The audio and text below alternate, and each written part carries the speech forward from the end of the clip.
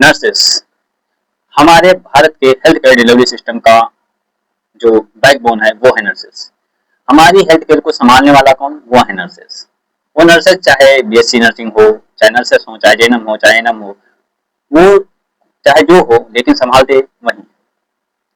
इसी से रिलेटेड एक मूवी बनी है भारत भाग्य विधाता, जिसके लीड रोल में आपको देखने को मिल जाएंगी कंगना रनौत।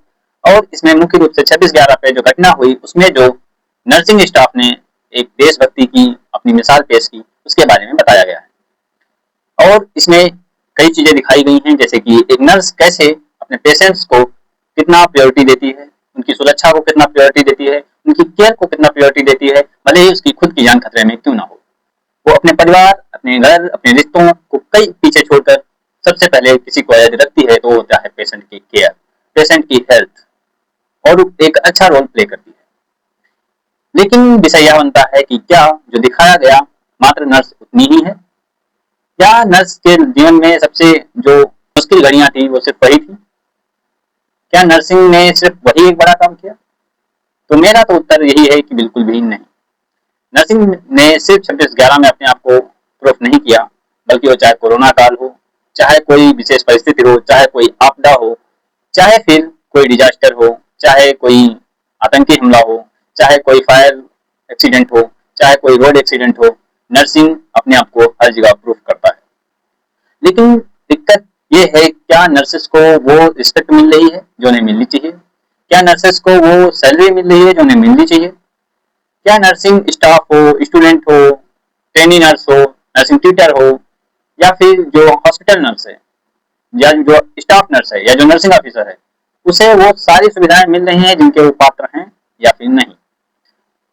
तो इसके बारे में आप खुद देख सकते हैं, क्या भारत में नर्स पेशेंट रेशियो सही है? और खासकर ऐसे हॉस्पिटल में जहां एमपी एमएलए विधायक नहीं जाते, भारत की आम जनता जाती है। वो चाहे सीएससी हो, चाहे पीएससी हो, चाहे फिर सब सेंटर हो, चाहे डिस्ट्रिक्ट हॉस्पिटल हो, अगर वहां आम जनता जाती है, मतलब नॉर्मल पब्लिक, कोई नेता नहीं जाता, कोई विधायक नहीं जाता, कोई एमपी नहीं जाता, कोई एमएलए नहीं जाता, कोई गवर्नमेंट अधिकारी जल्दी नहीं जाता, क्या वहां पर वो सारी चीजें मेंटेन हैं? हमारा उत्तर तो यही है कि बिल्कुल भी नहीं। ट्रेनी नर्स को क्या समझा जाता है? उससे वो काम करवाए जाते हैं जिसके लिए वो ना तो तैयार है, ना ही वो करने वाली है। एक नर्सिंग ट्यूटर को वो रिस्पेक्ट कभी नहीं मिलती जो एक नर्स को मिलती है, जबकि उस नर्स को बनाने वाली वही नर्सिंग ट्यूटर है, जो दिन रात एक करके ना जाने कितनी बुक्स पढ़ के, ना जाने कितनी रिसर्चेस पढ़ के अपने बच्चों को अपने से बेहतर बनाती है। क्या वहां पर नर्सिंग का कोई रोल नहीं है? क्या वहां पर कोई नर्सेस का कोई रोल नहीं है? वो भी तो एक नर्स ही है, जिन्होंने खुद दूसरों की सेवा करने के साथ साथ ऐसे हजारों को खड़ा करना ज्यादा जरूरी समझा, जो उनके जैसे होंगे और आने वाले समय में इस देश के लिए सेवा देंगे। और आज हम उनको वो रिस्पेक्ट नहीं दे पा रहे हैं जिनके वो पात्र हैं। तो ये हमारा कर्तव्य बनता है कि हम उन्हें वो दें, वो रिस्पेक्ट दें जिसके वो हकदार हैं। कंगना रनौत जी ने जब वो फिल्म के प्रमोशन में गई, तो वहां पर उन्होंने एक स्टेटमेंट पास किया कि जो इंडियन नर्सेस की ड्रेस है, या जो उनका प्रोफेशन है, वो बहुत ज्यादा उसमें सेक्सुअलिटी है। मैं आपसे बस इतना ही कहना चाहूंगा कि बॉलीवुड और जो मॉडल होते हैं उनसे कई गुना कम, या उनके सामने जो नर्सेस की सेक्सुअलिटी है वो जीरो है।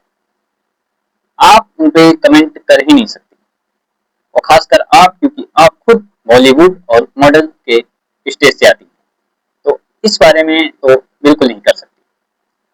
फिर आती है बात, आपने ड्रेस कोड को लेकर कहा कि ये चेंज होना चाहिए। हाँ, बिल्कुल चेंज होना चाहिए, लेकिन उससे पहले बहुत कुछ ऐसा है जो कि पुराना है, जैसे कि police act, Indian government act, धारा 144, ये सब कुछ बदलना चाहिए। धारा 144 तो आपको याद ही होगी, जलियांवाला बाग हत्याकांड, उसमें भी यही लगी थी, जो आज तक इंडियन गवर्नमेंट पाल के बैठी हुई है।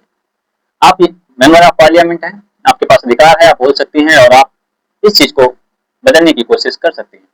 फिलहाल मैंने आपके किसी बयान में ये ना तो देखा है, ना ही सुना है कि आपने आम पब्लिक के लिए कुछ खास मुद्दे उठाए। तो नर्सिंग का आपने जो दिखाया, वो बिल्कुल आप एक्टर हैं तो आपने अपने आप को प्रेजेंट किया, लेकिन बहुत अच्छा होता अगर आप एमपी होने के नाते भी कुछ करती। यदि सिर्फ उन नर्सेस को अगर आप रही थी तो आपको उन लोगों को भी सराहना चाहिए था जो उन नर्सेस को रेडी करते हैं। वो चाहे चाहे नर्सिंग स्टाफ ही क्यों ना हो जो ट्रेंड नर्स को ट्रेन करता है, वो नर्सिंग ट्यूटर क्यों ना हो जो बड़ी बड़ी थ्योरियां बड़े बड़े रिसर्चेस पढ़ाकर बच्चों को रेडी करता है।